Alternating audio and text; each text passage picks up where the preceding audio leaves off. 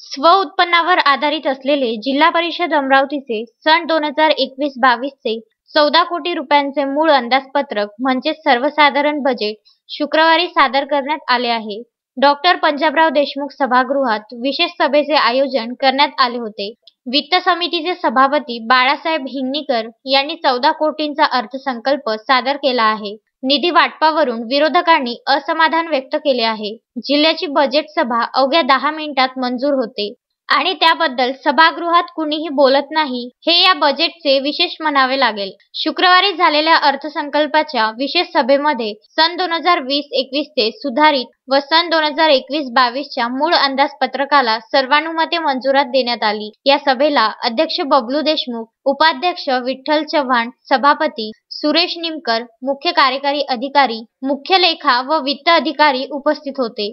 जिल्हा परिषदेच्या सन 2020-21 च्या सुधारित अर्थसंकल्पीय अंदाजपत्रकानुसार एकूण महसुली उत्पन्न 7 कोटी असून सन 2021-22 चे अंदाजपत्रकीय उत्पन्न 16 कोटी अपेक्षित आहे। जिल्हा निधीचे अर्थसंकल्प हे जिल्हा परिषदेला प्राप्त होणाऱ्या उत्पन्नावरच आधारित असून जिल्हा परिषदेचे उत्पन्नाचे स्रोत मर्यादित आहे।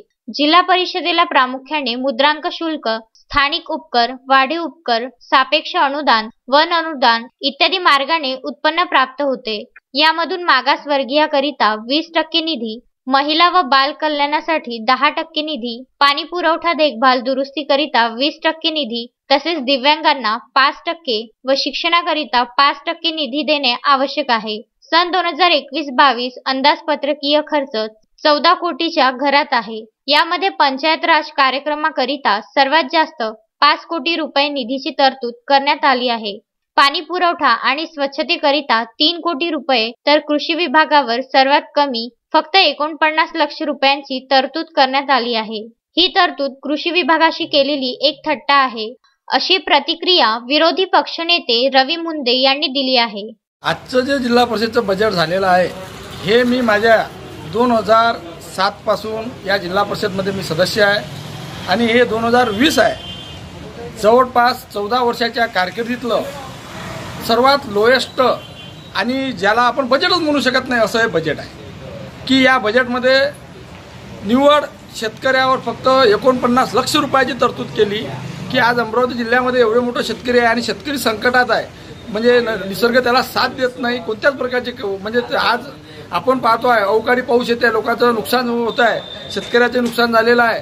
अशा परिस्थितीमध्ये जिल्हा परिषदच्या बजेटमधून कमसे कम त्यांना तरी न्याय देण्याचं काम या बजेटमध्ये व्हायला पाहिजे होतं। पण मला तर दुःख वाटते की या जिल्हा परिषदचा कृषी विभाग हा जिवंत आहे की झोपलेल्या अवस्थेमध्ये आहे हे सुद्धा इथं कळत नाही आहे।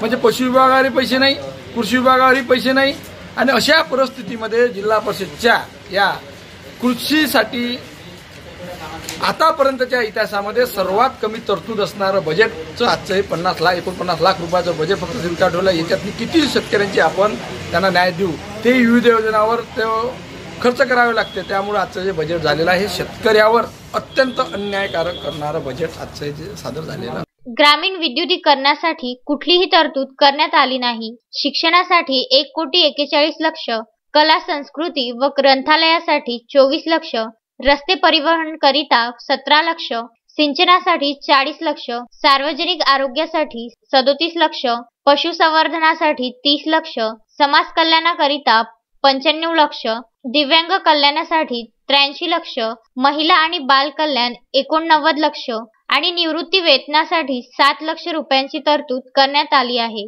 कोरोना काळामध्ये पुरेपूर निधी प्राप्त न झाल्यामुळे सदर बजेटला कात्री लावण्यात आलेली आहे। त्यामुळे जिल्हा परिषदेच्या सदस्यांमध्ये नाराजीचा सूर दिसून आलेला आहे। 2021 च्या बजेटबद्दल काय म्हणतात सदस्य पाहूया सविस्तर। बजेट होतं हे मागच्या वर्षीपेक्षा एक जुळतं मिळतं आहे, पण या कोरोनामुळे त्यांनी कारण सांगून असं काही वाटत नाही की काही शेतकऱ्यापर्यंत काही फायदा पोहोचेल असं काही बजेटमध्ये वाटत नाही। आणि हे जे बजेट आहे हे मागच्यासारखंच आहे, असं काही नाविन्यपूर्ण केलं नाही।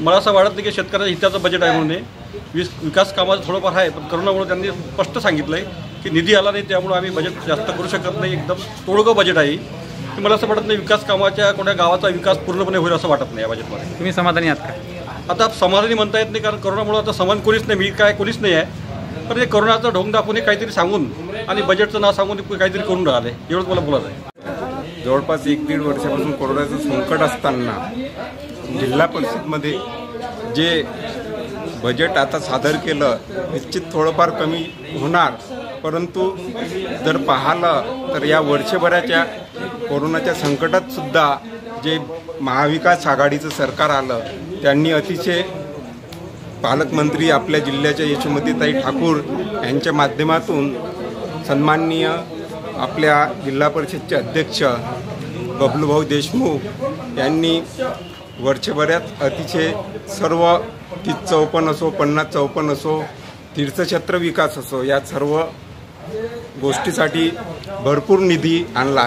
कारण या वर्षच्या अगोदरच्या काळात जर पाहिलं 3 वर्षाच्या, तर जे सरकार होतं, BJPचं सरकार होतं, त्यावेळेस ग्रामीण विकासाकरता जिल्हा परिषदेकडून अतिशय कमी निधी मिळत होता. अनेक ग्रामीण विकासाचे जे रस्ते आहे, बाकी कामं आहे, ते होत नव्हते. परंतु बबलूभाऊ देशमुख आणि यशोमतीताई ठाकूर यांच्या प्रयत्नाने अतिशय चांगला निधी होऊन एक ग्रामीण विकासाला चालना मिळाली. आणि यावेळेस सुद्धा अतिशय निधी आणण्याबाबत बबलूभाऊंनी आश्वस्त केलं आणि पालकमंत्री आपल्याला जास्तीत जास्त निधी देतील अशी आशा आहे. अनिकेत ठाकरे, विदर्भ न्यूज, अमरावती.